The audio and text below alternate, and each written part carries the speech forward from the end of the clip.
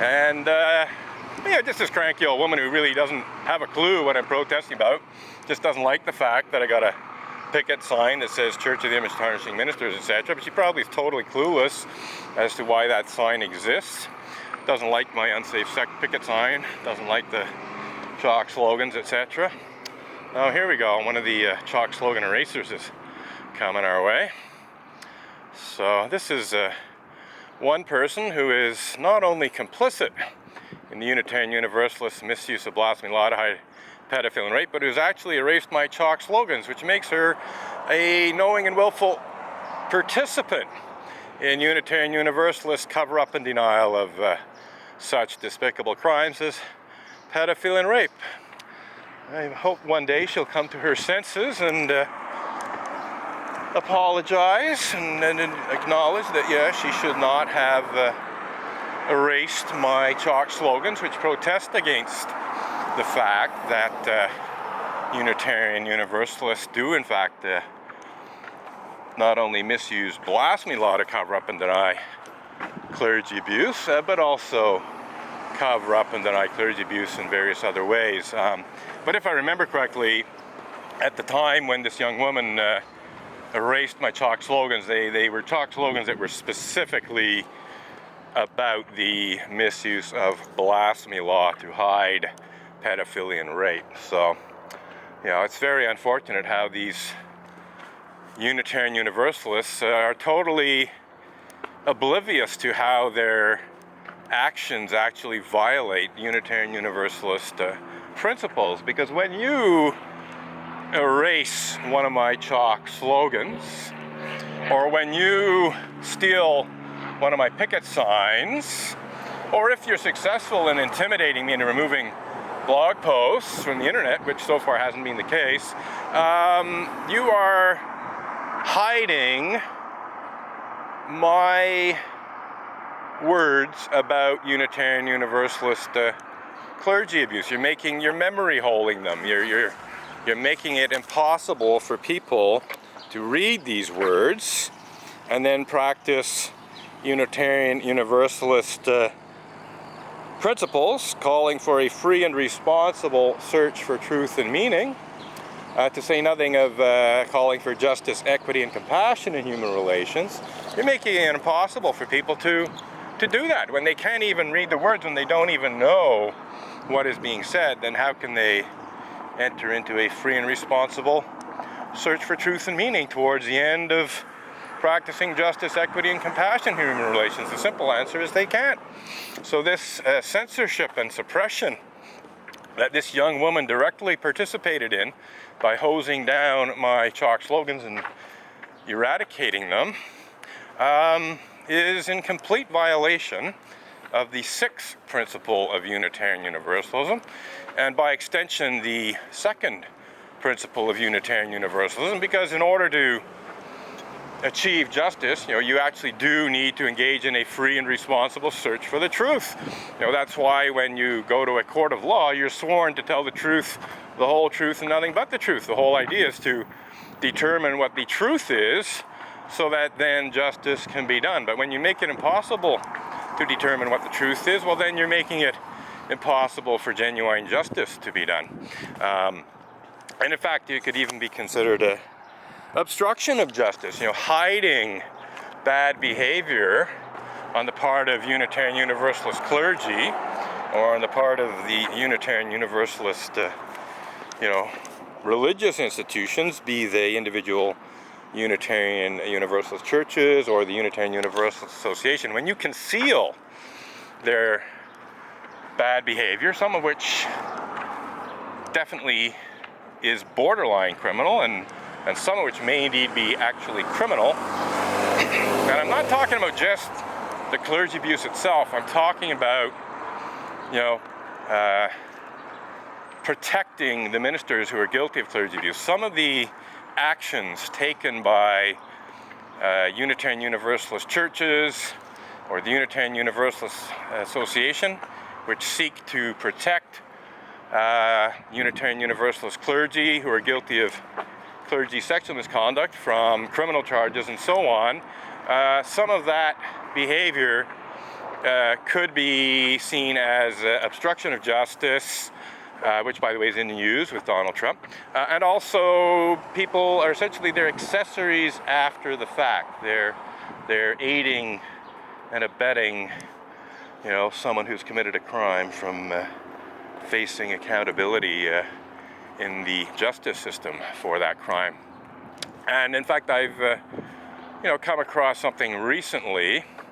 Well, actually, it's not even that recent. I mean, you know, this goes back a little while, but let's just say I was reminded recently about a case where a Unitarian Universalist congregation may well have protected a minister who they knew to be guilty of clergy sexual misconduct from facing criminal charges for that sexual misconduct.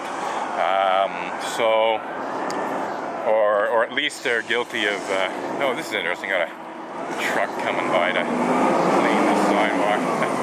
Let's see what happens to my chalk slogans. I think they're more or less safe.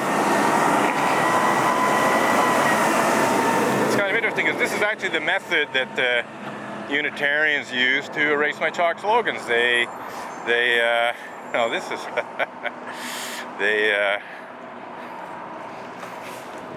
okay, I see he came up on the sidewalk because he didn't want to get water sprayed up his back because he doesn't have a rear fender. I was wondering about that. Thought it might be an aggressive Montreal Unitarian trying to run me down. It's not impossible that something of that nature could happen. But it's just a guy who, you know, clearly was avoiding getting dirty water up his back as he cycled along there. So fair enough. I have no problem with that. So, you know, coming towards the end of the first half hour of protest. Haven't seen a whole lot of people come in. You know, really just a small handful so far. So I don't know what that's all about now. Oh, gee, you know what it might be about? It might be about what the service is about today. It might be that people aren't terribly interested in what the service is about today. Because I did say that today was sort of between anniversaries and I sort of got distracted. So getting back to the anniversaries in question. Yesterday, if I'm not mistaken, the 27th of May, was the 30th anniversary of the former Unitarian Church of Montreal building, which was on Simpson Street near Sherbrooke Street in downtown Montreal, being burned to the ground as a result of the transsexual organist of the church, Wilhelmina Tiemersma, setting a fire inside the church. She set fire to her manuscripts, her you know, sheet music and so on in the middle of the church sanctuary, if I have the facts right. And it's not absolutely clear why she did this, but she was, you know, having a bad hair day, as it were, and certainly was, you know, emotionally distraught and upset about something. It's not clear what. It's possible that hormones, you know, used for the purpose of transitioning affected her behavior. But in any case, you know, the sad part of the story is that Wilhelmina Tiemersma, who was the quite talented organist of the Unitarian Church of Montreal, did in fact set this fire in the church sanctuary and basically walked away, left it.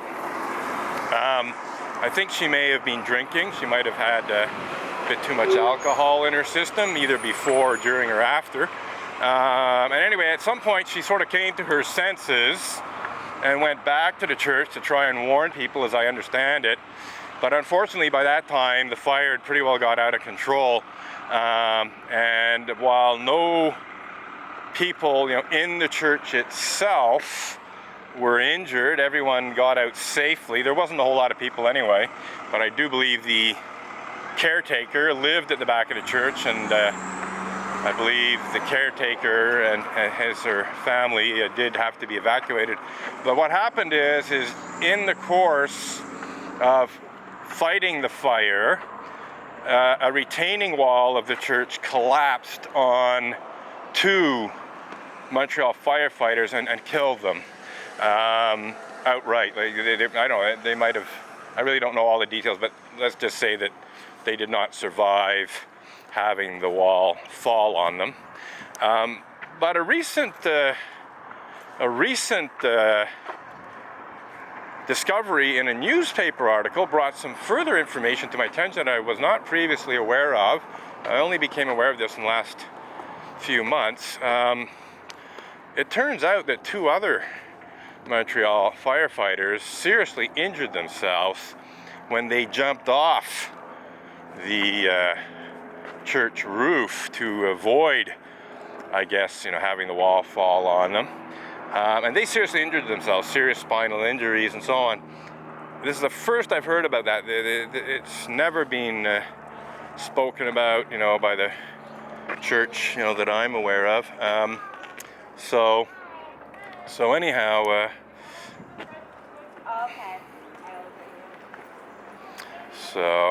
anyhow, so this is, for me, new information, and it does raise the question of, what, if anything, the membership of the Unitarian Church of Montreal did in subsequent years to help those 2 firemen who were seriously injured while fighting the fire at the Unitarian Church of Montreal. So anyhow, today, part of the service, if not the whole service itself, is dedicated to, remembering that.